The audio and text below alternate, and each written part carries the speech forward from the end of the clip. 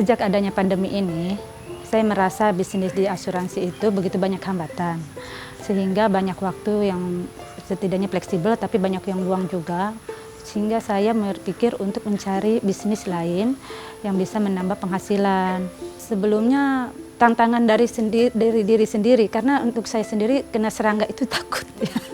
Tapi karena kita berusaha untuk berjuang menghilangkan ketakutan saya berusaha merawat dari telur, terus dari anak-anak kecil sampai itu besar siap panen.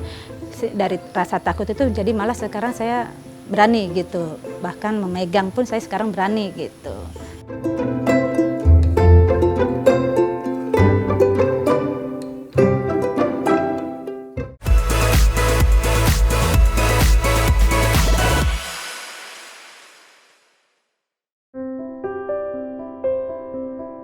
Nama saya Cecilia. Sebelum saya bisnis di peternak jangkrik ini, saya adalah seorang agen asuransi jiwa asing. Sejak adanya pandemi ini, saya merasa bisnis di asuransi itu begitu banyak hambatan. Sehingga banyak waktu yang setidaknya fleksibel tapi banyak yang luang juga. Sehingga saya berpikir untuk mencari bisnis lain yang bisa menambah penghasilan.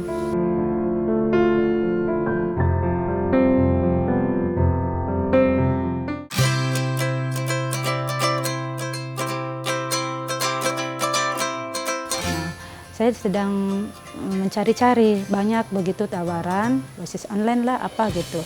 Kebetulan waktu di masa Idul Fitri itu Lebaran, kami ketemu dengan saudara dan kebenaran dia itu peternak jangkrik di kampung. Dia mengusulkan untuk saya belajar beternak jangkrik ini.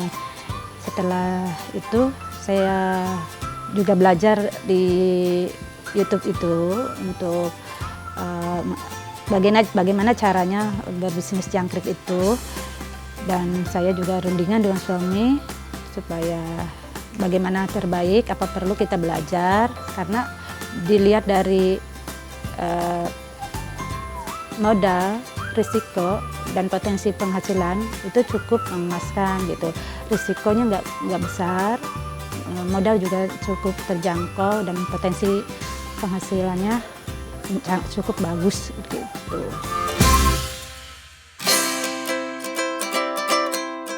Untuk waktu, karena bisnis usaha saya sebagai agen asuransi itu waktunya sangat fleksibel. Jadi bagi saya tidak ada yang sulit. Karena apa? Karena peternak jangkrik itu tidak harus seperti memomong setiap jam di situ. Yang penting kita memberi makan, terus kita memberi minum, merawat, apa makanannya ada, apa sudah habis, udah kita bisa mengerjakan yang lain gitu.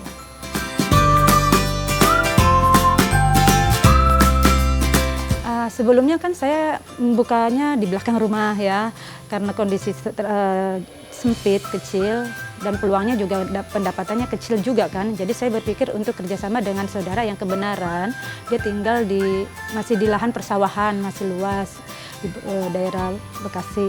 Nah saya langsung usulkan ke dia gimana kita kerjasama.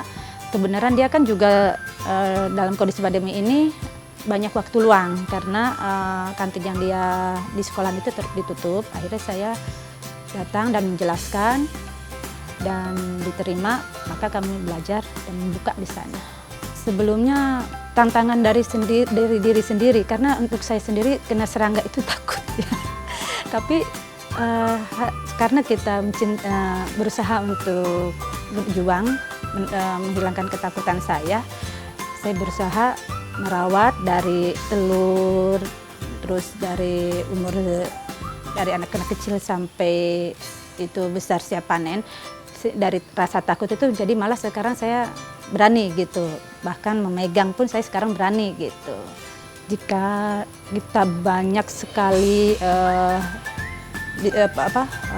ternak besar banget, sangat besar seperti saudara saya itu, dia dalam seminggu bisa 2 kali panen. Dalam sekali panen itu bisa 100 kiloan lebih, bahkan itu sangat menjanjikan lah. untuk saat sekarang. Untuk kisaran harga itu tergantung memang yang menentukan pemborong ya. Itu biasanya yang tertinggi itu pernah saya alami itu 50.000 per kilo. Untuk penghasilan ya bertambah.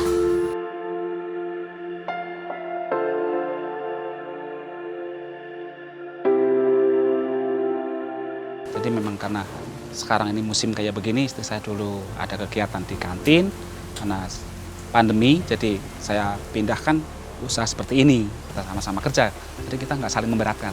Sebenarnya tidak terlalu susah, yang penting kita rajin, teliti, sayang sama binatang, kita diajak ngobrol, bagaimana supaya dia cepat besar, bagaimana kita harus continue ngasih makannya, yang penting itu continue.